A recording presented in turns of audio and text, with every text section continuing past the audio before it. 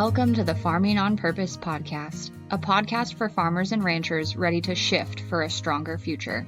Today's challenges in agriculture are new, but the grit and determination required to be successful are not. On the Farming on Purpose podcast, you'll hear how producers of all sizes and practices are moving mountains for things they believe in, all in the name of an industry that keeps growing and innovating for a stronger food system and stronger farm families. I'm your host, Lexi Wright, and I'm excited to discuss where producers are finding success, challenging the status quo, striving for better, and keeping our heritage alive, all while producing the food we depend on.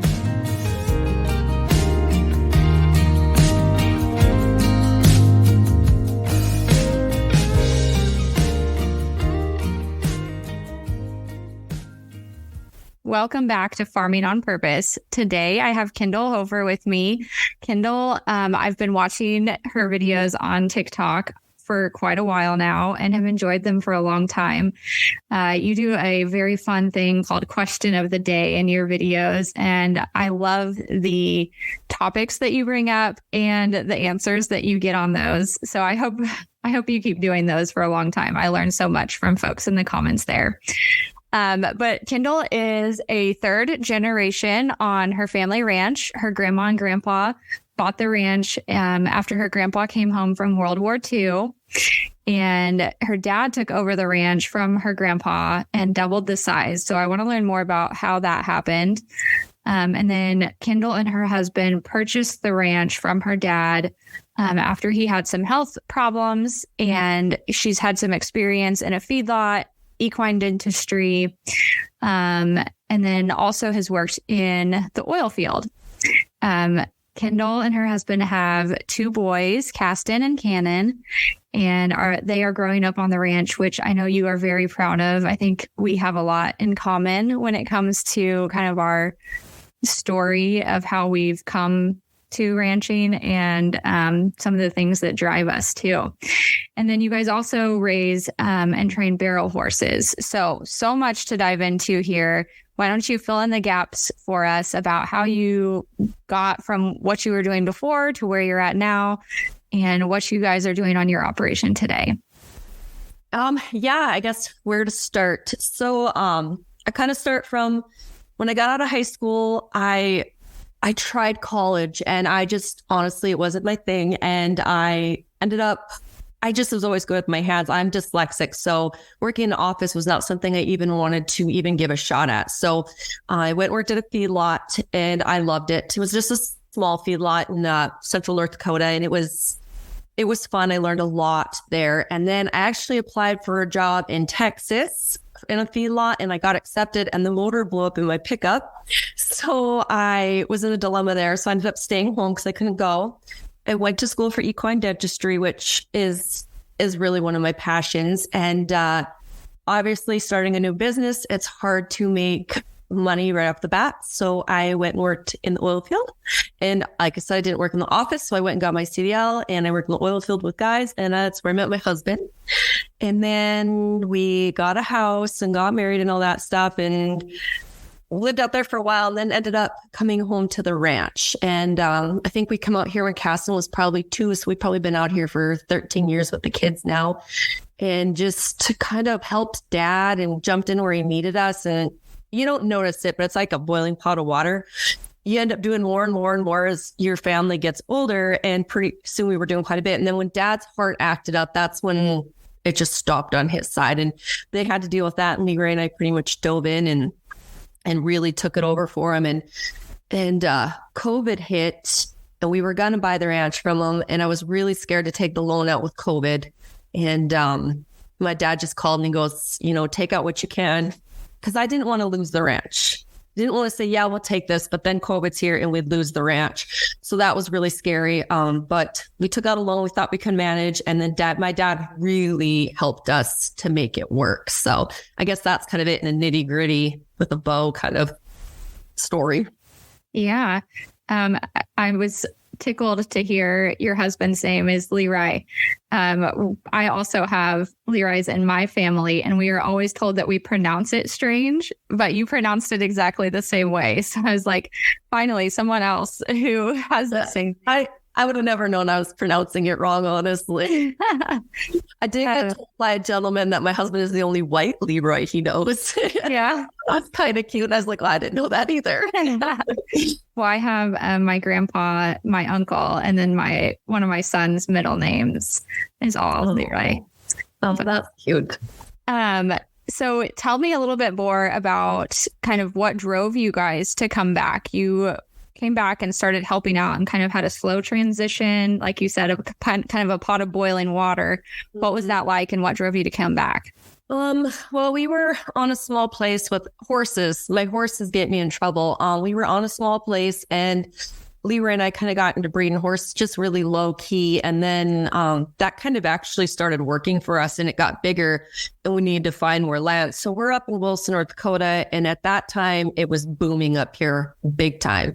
And to try to find any property was absolutely impossible. And we tried pretty hard to find some more land off the ranch, to buy land off the ranch, but everybody wanted oil field prices for everything. So my dad's finally like, I'll give you guys 20 acres, just come out. So we ended up putting a house out on the place, which I'm not gonna lie, I was very on the fence about because I was like, what if Leroy gets moved somewhere? I didn't want to lose this property. At the end of the day, the ranch is very important to me as a whole. So protecting it almost kind of always comes first with me. But so anyways, we did move out here and then it kind of started out with the hang, my husband's really strong and super good at about anything he puts his mind to. So he kind of started helping down with hang. And then I was doing I was riding colts anyway. So I ended up checking cows, bringing stuff in and kind of picking that up.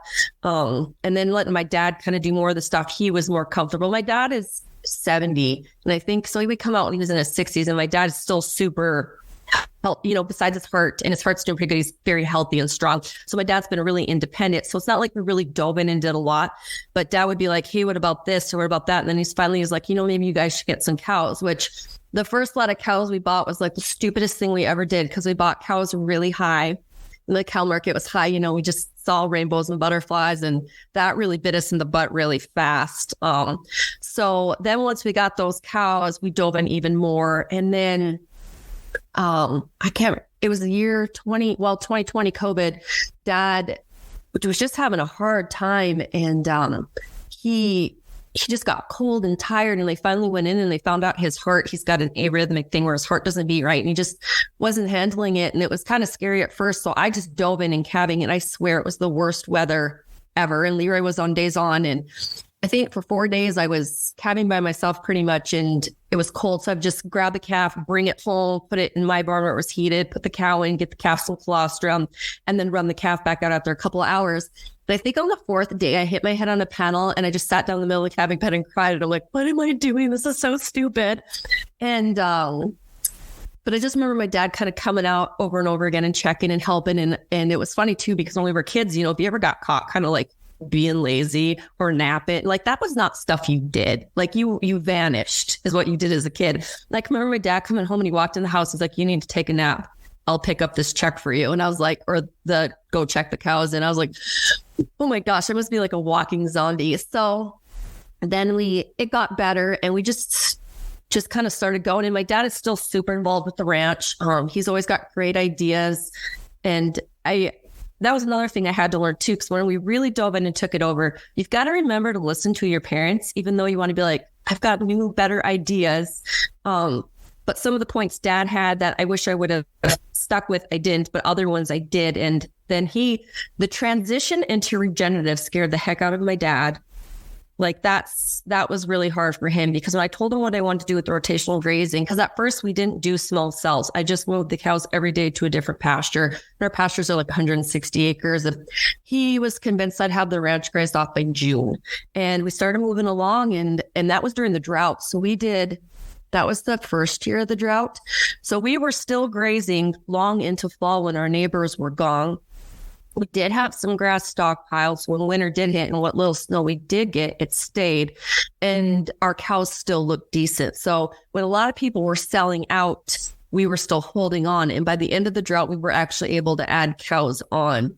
So now we're at the point now where I'm starting to do more intense grazing where they're in small cells. I made the cells really small. They're still in there from anywhere from 4 to 7 days, depending on I'm still trying to learn how to read that grass. That's definitely an art that is not easy.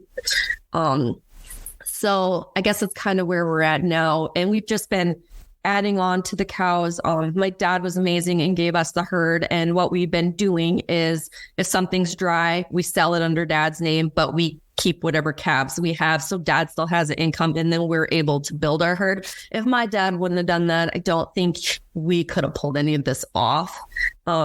Financially right now with agriculture, it's so expensive to get going. I have no idea how first generation people do it. And I have nothing but respect for them and what they go through to get going. Well, it's really cool to hear what your experience has been.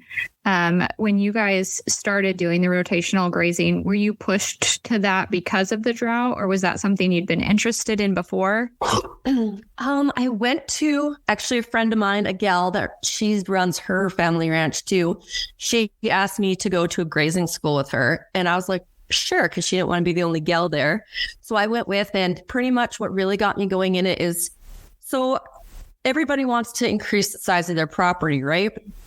You want to be bigger and bigger to make more money. Well, right now to increase property is the prices are just insane, and it's a cow can't pay for it, right?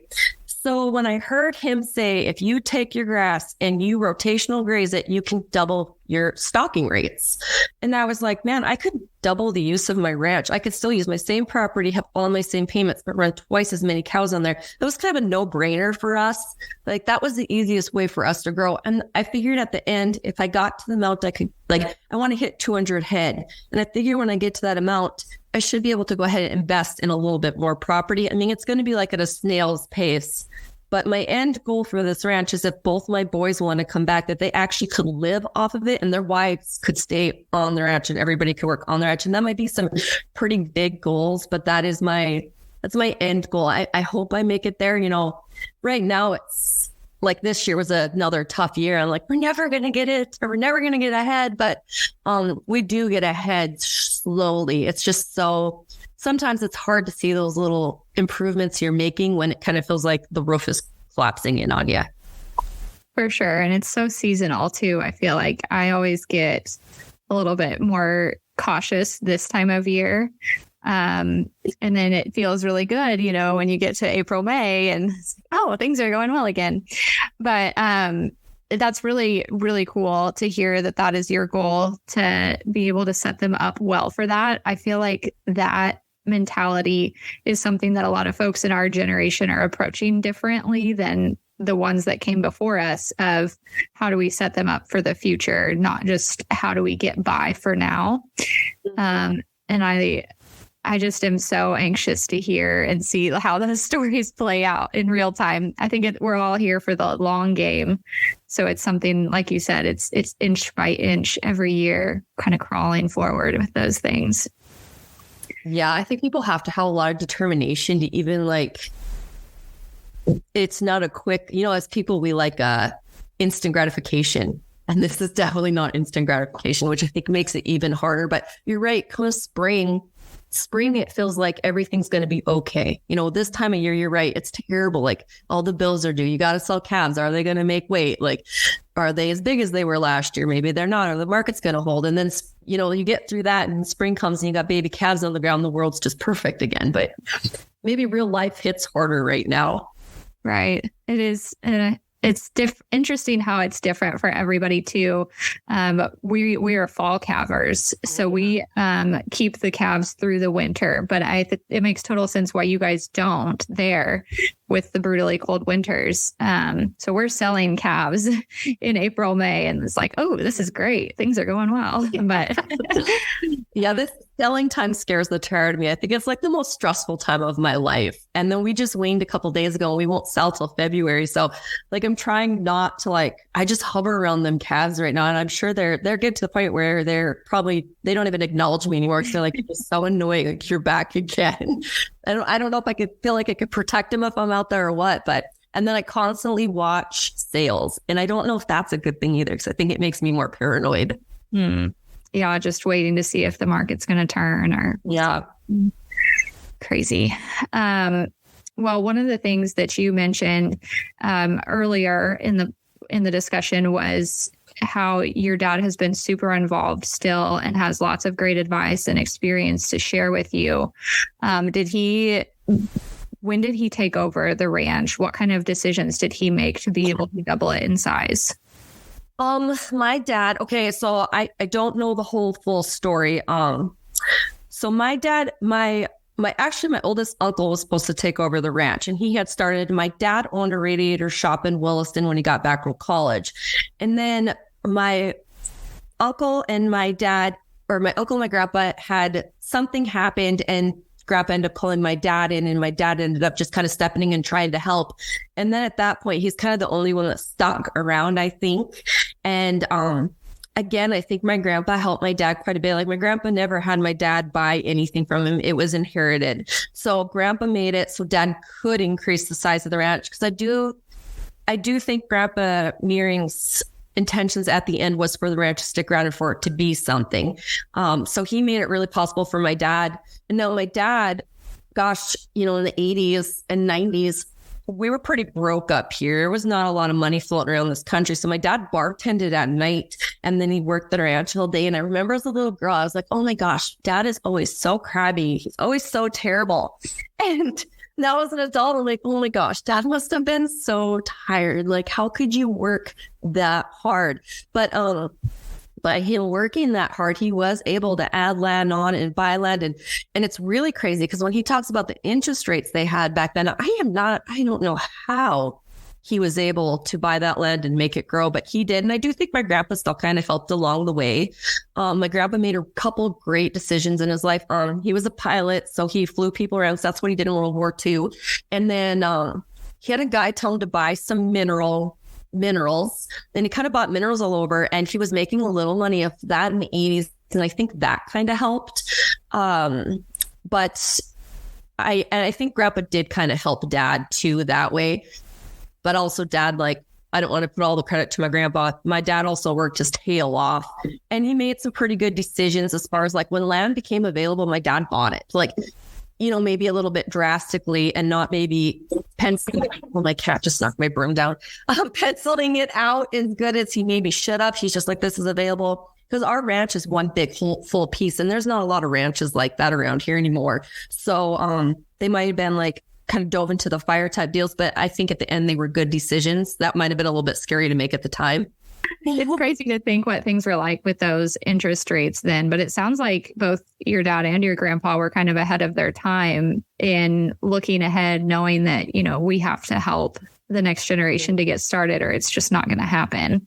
Mm-hmm. You mentioned that you have moved to much smaller cells now in your rotational grazing. What size are you doing? Because I know that means different things to everybody.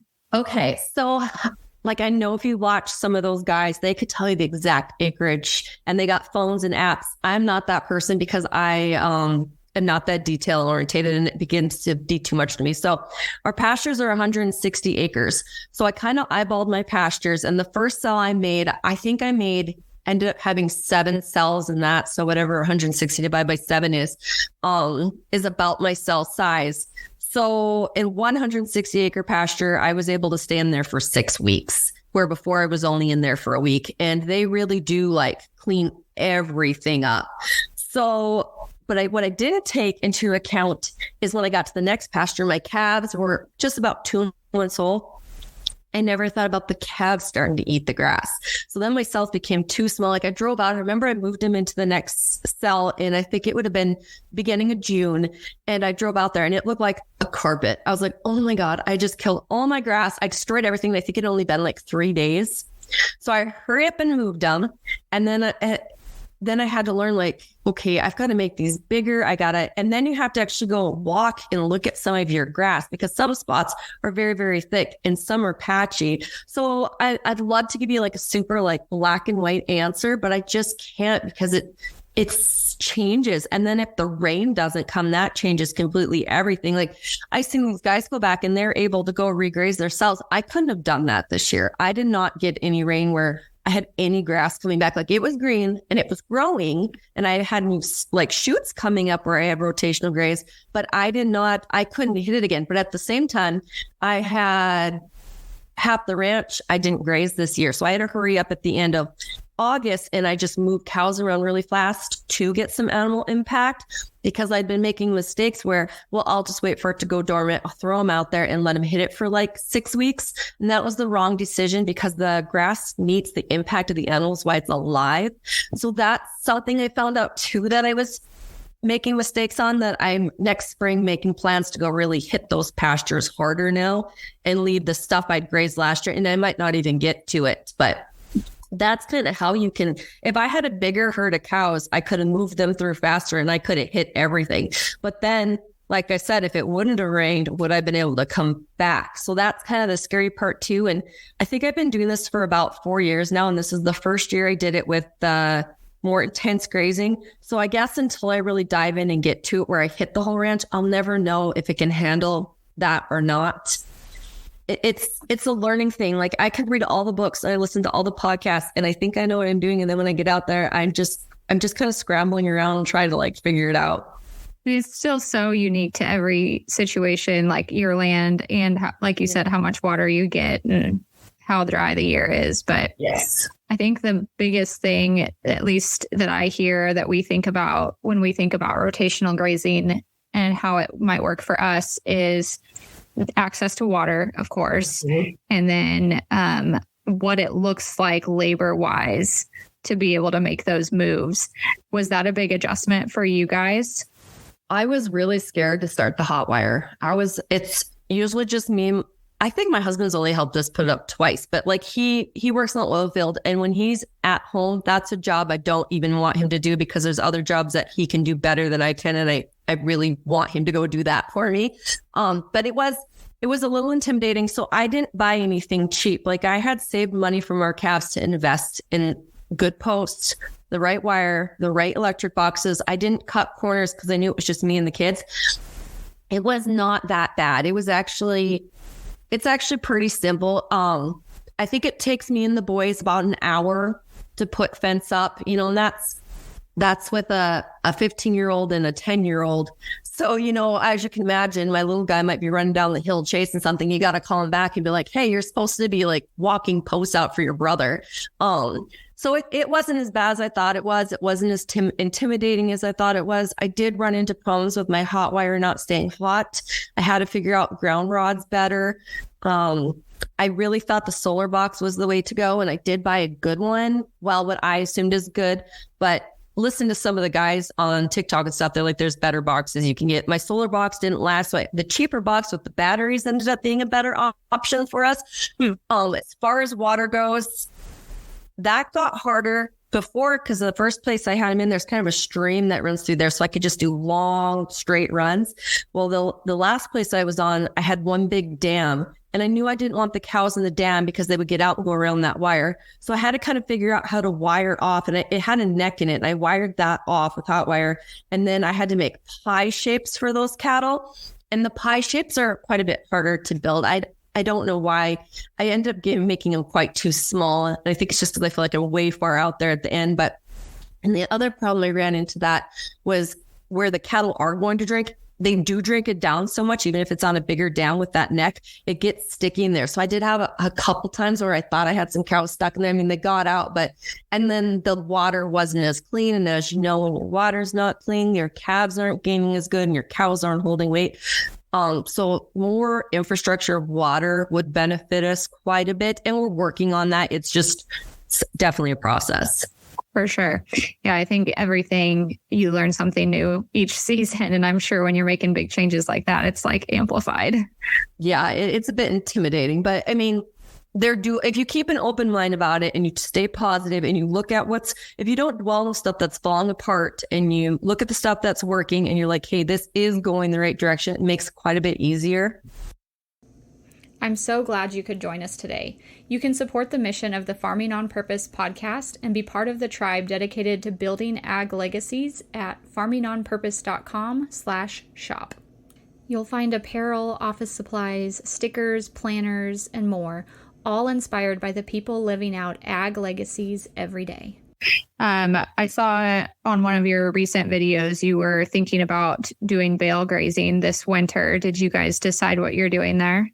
So we actually bale grazed a couple 2 winters ago, and we're going to go back with diesel prices as high as they are. Bale grazing by far is the cheapest way to feed as far as diesel goes. So, there's guys that will put, ideally when you bale graze, you put all your hay out because every time you touch your bales, it costs you money, right? Mm-hmm. So you put all your hay out and then you run hot wire and you separate it. And, Steve Kenyon said, that's the grazing school I went to. He said, you really make sure your hot wire by your water tanks is zapped up so the cows hit it and they stay real respectful. I didn't do that because for me, that seems like a very overwhelming task to put all that hay out and then not ideal. And when you bale graze, you also don't want to bale graze on your best land. Like you want to, and I see other people that can do it, but I can't do it. It seems to kill stuff if I bale graze on good grass. So I find crummy spots. So for me, I've got like a couple low spots in our pasture I rent. And what we do is we put 7 days worth of feed out. And we take all the net wrap out. We do it once a week. I think it takes us, maybe it takes us an hour, hour and a half. The kids run around and pull net wrap. I'll cut it and Leroy unloads. And that works pretty slick.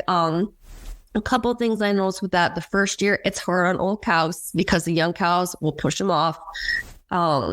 So if you had older cows that you're gonna nanny along, I would cut those out and maybe bale graze them on their own. I kept my heifers in with mine and my heifers held weight and did really well. It definitely makes your herd stronger because it's going to cut out stuff that's not going to last, where you maybe, if you traditionally fed them, would get another year or two out of those old cows. But I think this year I'm just going to pull off some of those old betties and just put them on their own and let them bale graze somewhere else. But it is slick. And where we've been bale grazing, I'm seeing originally it was a field. Nobody planted it back to grass. So it's just weeds and it's patchy and I think it's got a lot of alkali in it. Well, where we have been bale grazing, there's thick weeds and they're just about touching. And which doesn't, like, to somebody like, well, why do I care about those weeds? When you turn the cows in there in fall, they run to all those spots first and they eat up those weeds because I think they're more palatable. So those cows just hammer on those spots. So a spot I didn't have a food source, I now have a food source. Is it grass like I want? Not necessarily, but I didn't seed back over it either, which is what a lot of guys did. We also planted a cover crop over that, and that did not go over good for us. I think the only thing that grew was like turnips. So but as far as like the money saving side on your equipment and your fuel and your time, I don't think you can beat bale grazing. That's interesting. I always forget to calculate fuel, and for like just the move, like we farm as well. So it's like easy to calculate that in for like harvest and trucking. But when you think about just moving bales around and feeding, it's like one of those things you forget. It's like the cost of the hay is what you're thinking about, but it does add up. Yeah. And for us, our big input is haying. Since we do no farming. So it's cattle and putting hay up for our cattle. And our biggest expense is equipment and fuel. That is every year. At the end of the year, I just want to strangle Leroy and my dad because I feel like just drive around all over, go to church in their tractor and go cut every blade of grass they can find. And I've got it now, so they don't really cut barely any grass off the ranch anymore. My dad used to hay the ranch a lot. We've got away from that. But still, like, I swear they just find anything to cut. And I'm like, you guys got to ring it in. But then it snowed here a week ago. And we were feeding hay. And my dad kind of was a little bit smart with me because I'm always after him about like the cost of things. And he goes, so are you glad they put up all that extra hay in case it snows again and you have to feed for 7 months? And I was like, yeah, but we're not talking about that right now. You spend too much money. I love how you talk about the logistical things and how they tie to your finances. I think it's challenging for a lot of us to feel open enough to like dive into that. And I think you do such a good job of that on TikTok without like being judgmental about it. A lot of folks, that's like a big turn off for them, and they'll never consider regenerative stuff because of that, which is just so sad. Because I think there's such big benefits that almost anybody can gain from it. What was some of the biggest logistic things that you didn't anticipate when you either came back to the ranch or started doing more regenerative stuff? So when Leroy and I took the ranch over, so my husband works in the oil field, so he has a decent job, right? So we were pretty used to just paying for ourselves and the horses. But when we took over the ranch, Leroy and I sat down and had a big talk, and we were like, we're not taking out an operating loan.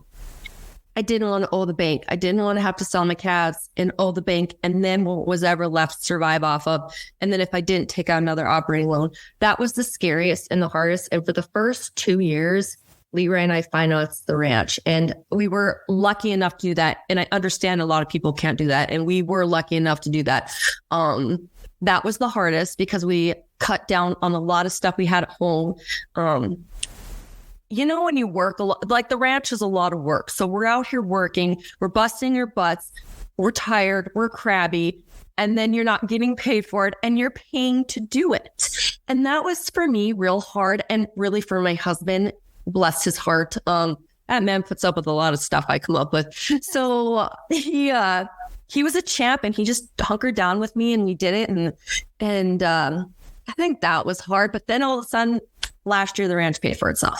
Like, it paid for its bills. It didn't pay me and my husband, but it is financially carried its own weight. It paid its own. This sounds so silly, but these were big things for us. It paid the taxes. It paid all the insurance, paid all the diesel. I bought some cows. It just stepped up and was accountable. Now, did it pay us? No, we're still working for free.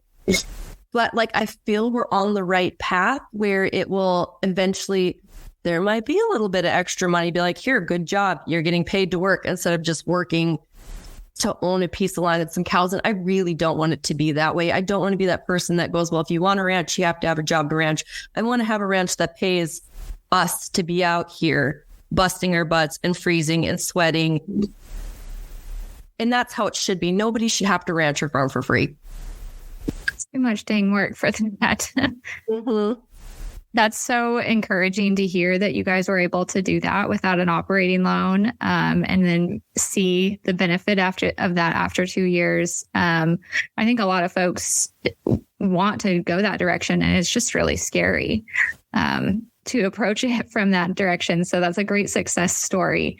When you talk about the ranch paying for itself and paying for the taxes and that kind of stuff, that's something that I think almost everyone in ag can identify with, of like, well, yeah, that'd be nice for that to happen. And it's just not that common. And it's a huge misconception, I think, with not only beginning farmers who are coming into it. I know I had the misconception because I didn't grow up in like directly in ag or production ag. I thought, you raise the cows and you sell them and you get a paycheck. Yay. And then when we got started, that was very obviously not the case. But it's such a misconception with beginning farmers and consumers that is truly the situation you are entering.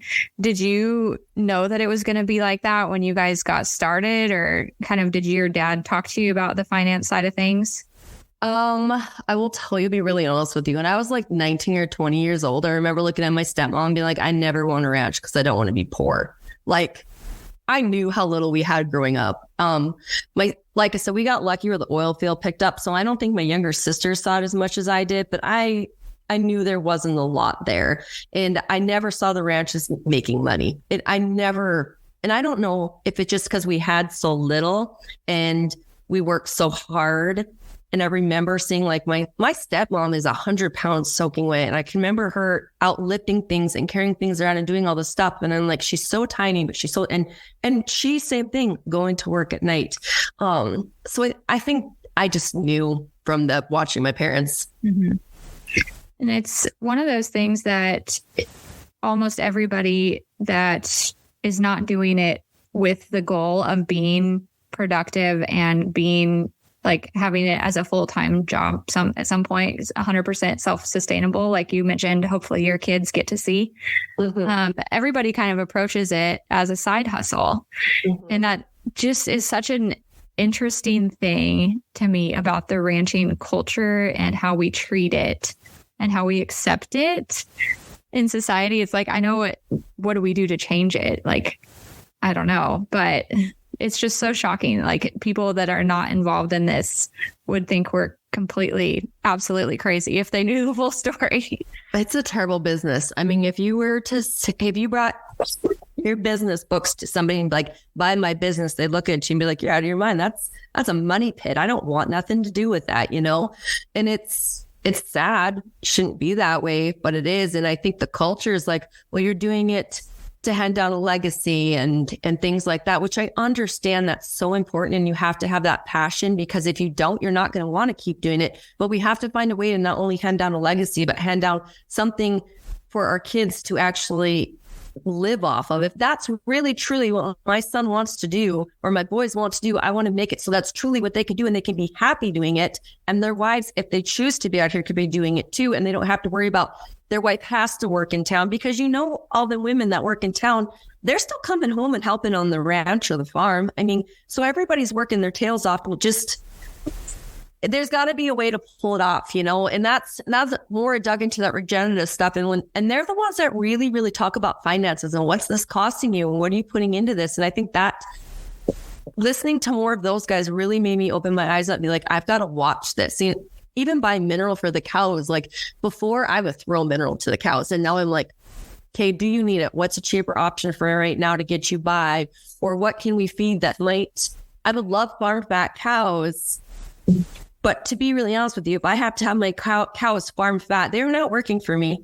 I'm working for them. So that line of making so the cows are still productive, but where they can be a little bit more accountable for themselves, I think that's part of figuring things out.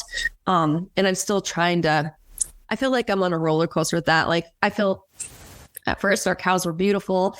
And then I feel like I pushed them really hard this summer, and we had a lot of dries, and that hurt. But talking to people, it sounds like that's kind of something that's happening up here. But at the same time, in the back of my mind, I'm like, did I really just screw this up this bad? So it's just a learning curve on that. Yeah. Always a learning curve for sure. My husband worked in a feedlot when he was out of college, and it's interesting to hear that you did as well, because it's a totally different mentality and approach to cattle than what we do on a ranch. But he learned so much about animal health when he was there. Was that similar for you, or what kind of things did you take away from that situation the most that you use now? Probably really watching the calves and learning to watch for stuff being sick. And this was a smaller feedlot, and the guy I worked for was just an old guy, so he was pretty savvy, so things ran real smooth. But feeding, kind of how he fed and what he wanted to see those calves doing, I think that's kind of what I picked up. And I was also kind of young, so I probably could have learned a lot more. But the biggest thing I took away from this guy is he looked at me when he would feed other people's cattle. He said, and this was in the early 2000s. He says the only way to make money with cattle is feed somebody else's cattle, because he got rid of his, and that's what he did. He put corn up and silage and hay, and he fed other people's cattle, and he did a good job at it. And that's why his feedlot was always full.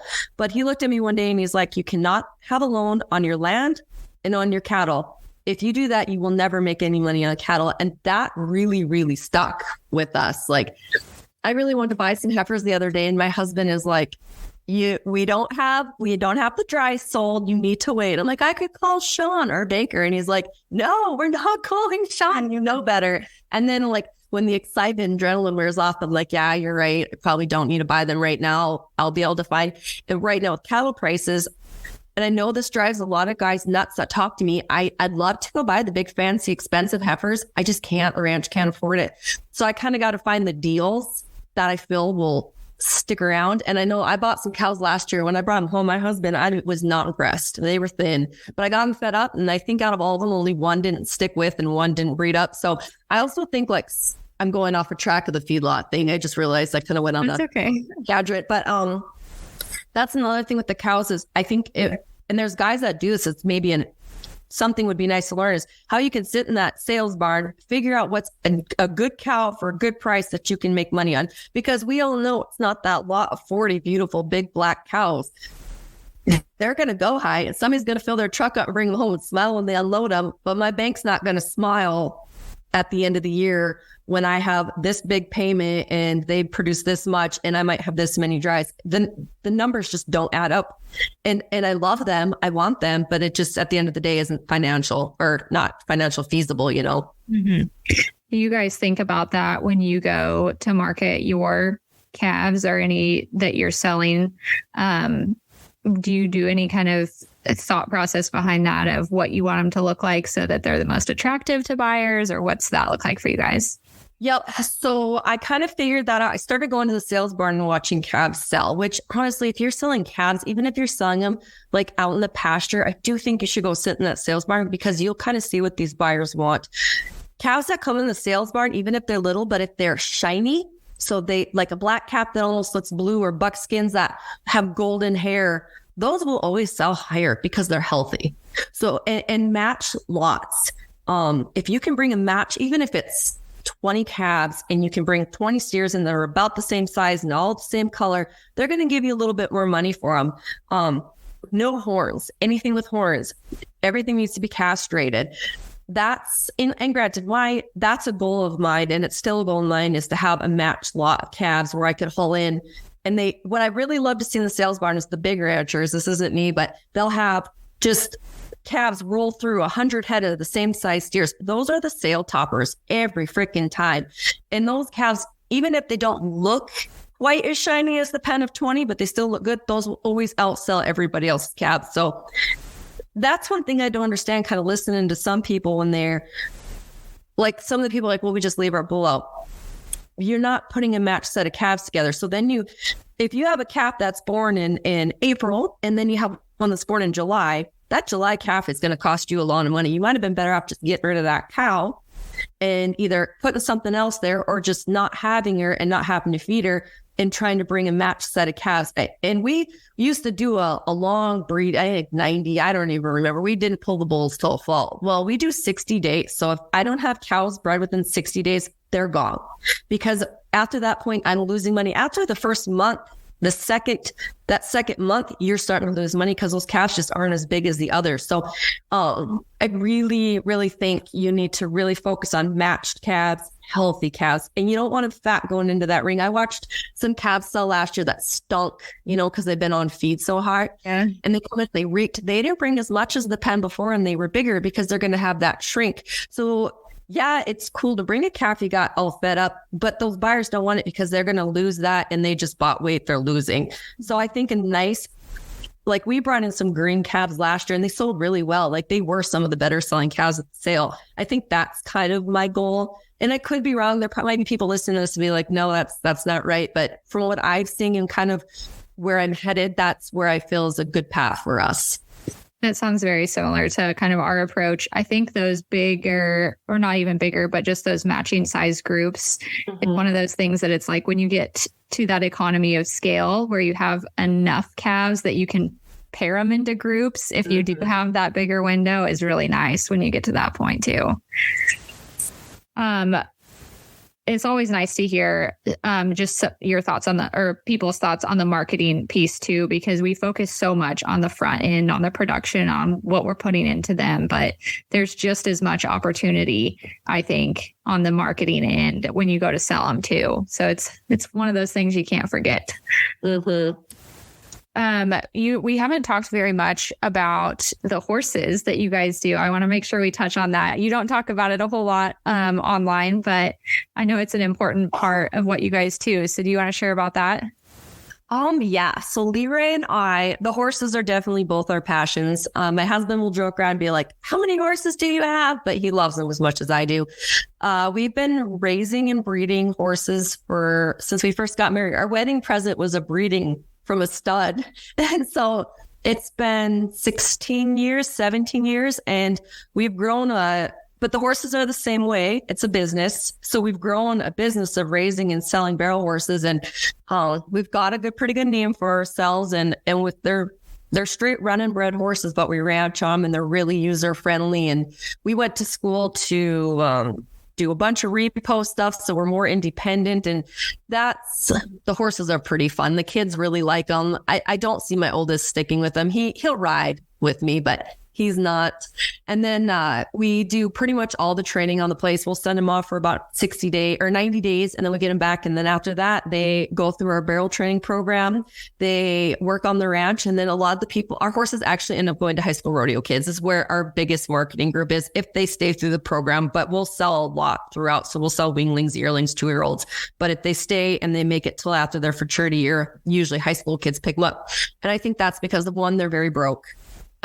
So they're used to everything. They're pretty quiet-headed. Even if they're, on the muscle, they're totally manageable. They're competitive and they've seen things. We use them at brandings. I mean, those horses have been used.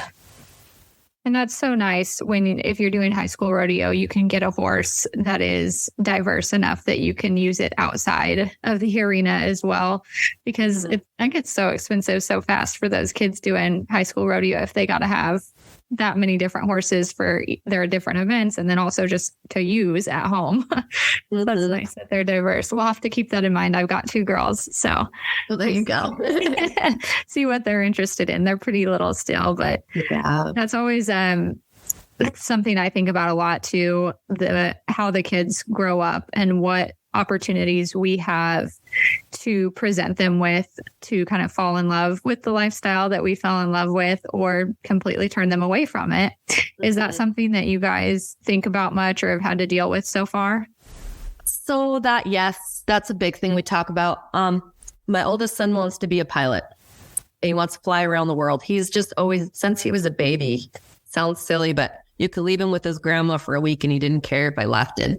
The little one though is like, hangs onto my skirt. That's his personality. But the oldest one wants to see the world, but he's got a pretty good passion. He's really interested in the grazing portion of it. And he is interested in the cows and he's got a good eye for things. And he pays, even though he's a 15-year-old boy and kind of a space cadet, he's picking up a lot. He went to FFA in his school in Bainville here, and they do like a range management class. And my son is just excelling at it. And I was like, man, and the teacher, I was at a parent teacher conference meeting yesterday. He's like, Casson comes up with questions we're not even going over yet. And I'm like, where is he coming up with this? Well, I listened to a bunch of podcasts and I never think my kids are paying attention, but I think they pay attention more than I think they are. And then when we're driving around the ranch, one of the biggest things I do with my kids is I ask them questions. I'm like, what are your thoughts? Like, especially with my oldest son, when we're putting fence up, I'm like, how do you want to do this? Or what do you think? Because if he's got an opinion in it, he's more invested in doing it. It's not just mom making. Now he still has days mom's making him go out and he's mad at me.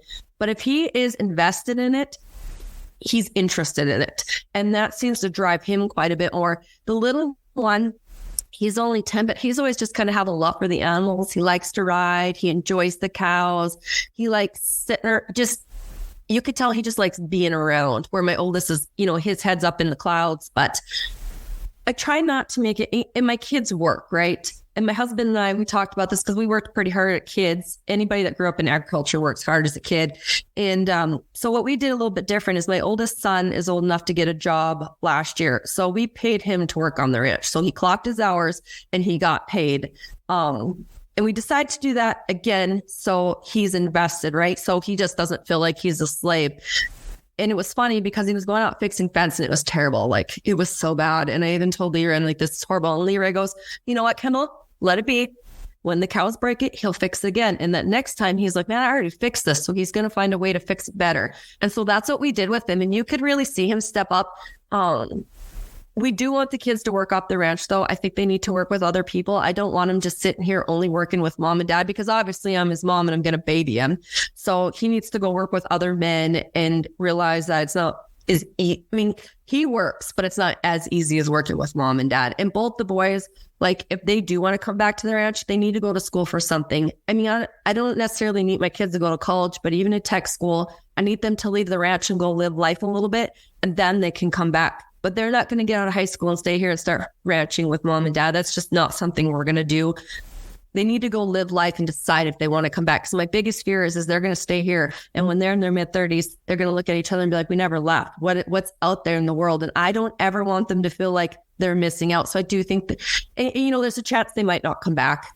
But, I have a lot of nieces and nephews, and I'm sure if my boys don't want to come back, one of the kids would be interested. And for us, we don't really care which of our kids or family members takes the ranch over. We just want it to preferably stay in the family and them to go on and be able to share it with their kids. And hopefully it keeps going on. Obviously there's probably always an end to everything, but I would like to see it continue on after us. That's one thing I think is going to be really cool to see even more so in the future is how that generational passing on of things happens. Because for some, ranches here in the US, it's 6th, 7th, maybe 8th generation at most now. And it'll just be interesting to see if we're able to, or if farming and ranching still looks the same here in a couple of generations, that we're able to keep doing that. I hope it does. Yeah, I would love to see that. Just keep rolling along. Yeah. Well, we've covered a lot of ground today. The last questions that I have for you are really just what's got you fired up lately? What kind of conversations have gotten under your skin, or what's been on your brain that you've just been mulling over? Oh gosh, that's a good question. What's got me fired up lately? I don't know. I don't know if anything's really got me too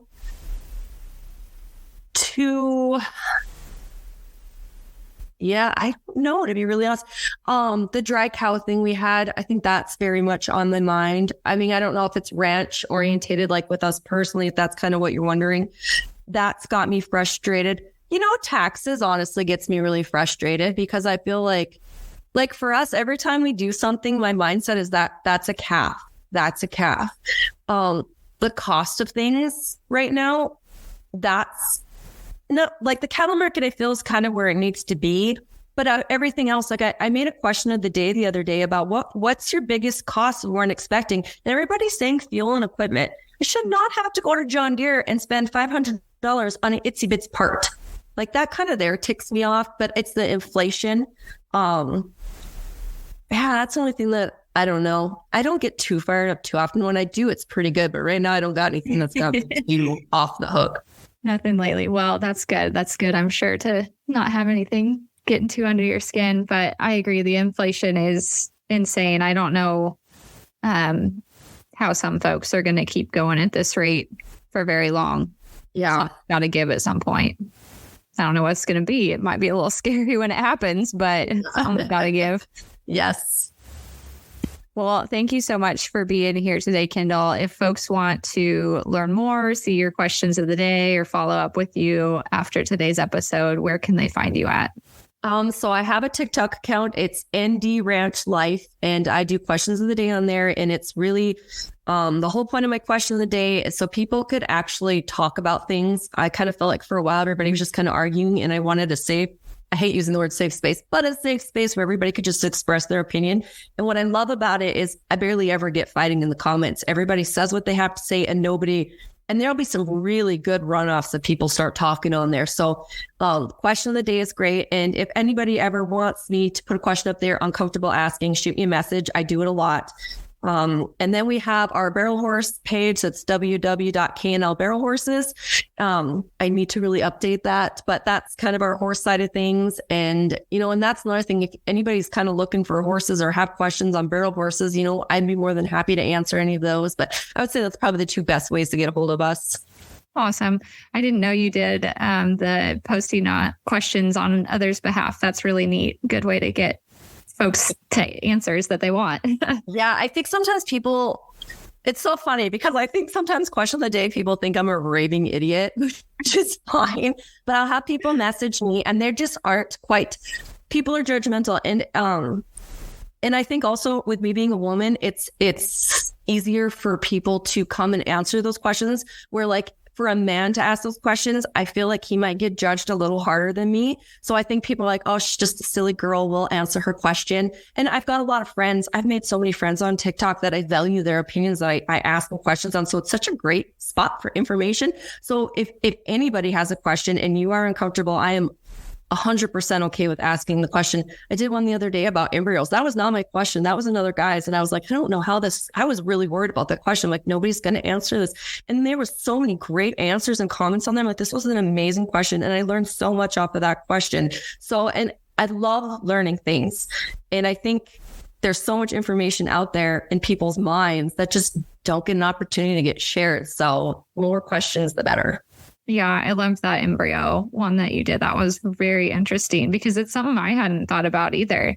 That's usually not, just the way your mind goes when you think about embryo transfer. So no, it was a good one. There were some great answers on there. I was really, just the knowledge these people have is just wild. Yeah, so cool to make connections there. Mm-hmm. Well, thank you so much for being here today, Kendel. We'll make sure to put links to your places they can find you in the show notes. And we'll maybe come back in a year, see how things are going, see what you're up to then. I'd love to have you back to learn more about what you were learning. So yeah, absolutely. And thanks for having me. It's such an honor to get asked to do this. I was so excited. I was like, oh my gosh, somebody wants to hear what I have to say. So I really appreciate it. Love it. Well, thank you so much, Kendel.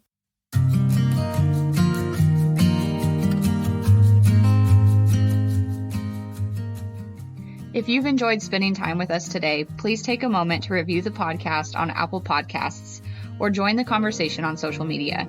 Do you have a topic you would like to discuss or know someone with a story to share? Apply to be a guest on the podcast at farmingonpurpose.com. You can follow the host of Farming on Purpose, Lexi, on your favorite social media platforms for more content by searching for Farming on Purpose.